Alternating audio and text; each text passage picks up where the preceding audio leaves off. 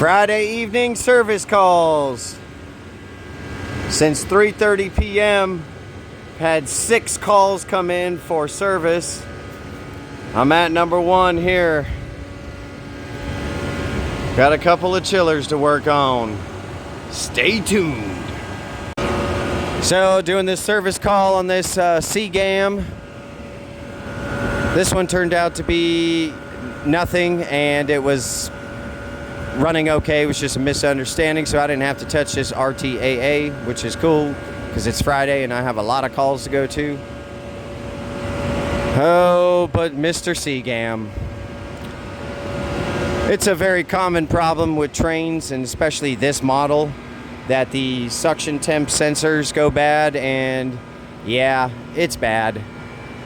I'll show you right here. There we just faulted out again.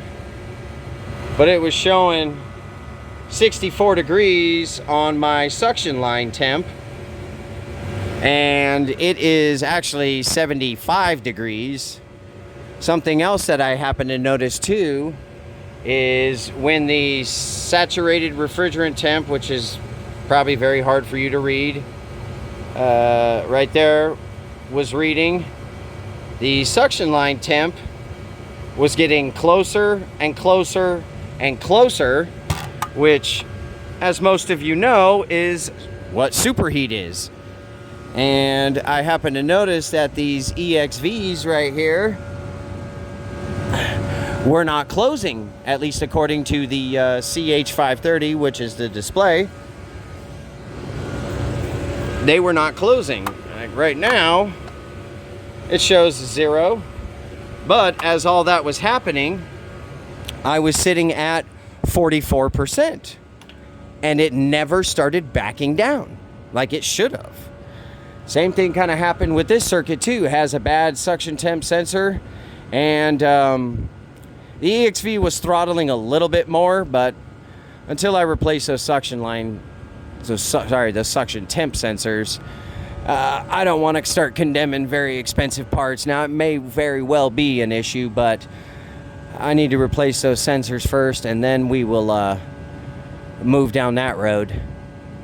Anyways, hoping you're all having a good Friday. I'm on to the next one.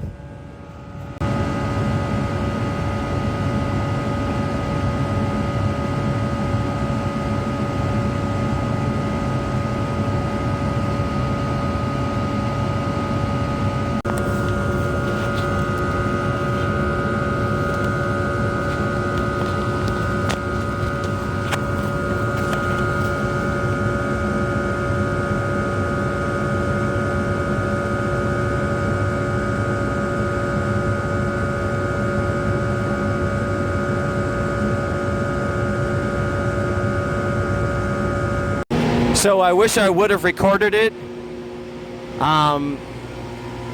If you can remember, I was having low suction pressure problems. Well, I remembered that these Trane sensors, not only are they bad and fail, but they also can have corrosion issues which can cause problems. So I took the connector apart right here, and I found a bug in there. And I'm like, holy crap, I took the bug out, put everything back together, turned it on, and she's been running for 35 minutes now, and before she would run for 10. My sensors were off by 10 and 8 degrees, and now they are off by 5 or 6 degrees. They still need to be replaced, but I was able to keep the chiller online and running, even though the sensors are out of whack. At least for the time being, it's enough to allow this thing to eat and start cooling down some water. So it just goes to show you, always check everything. This sensor right here I checked, and it was clean, no corrosion. It's just reading off, but it's good enough to keep it running for now. I mean, I'm not a magician or anything, but I got her running, customers happy. We'll come back and replace these sensors whenever the heck we can get them.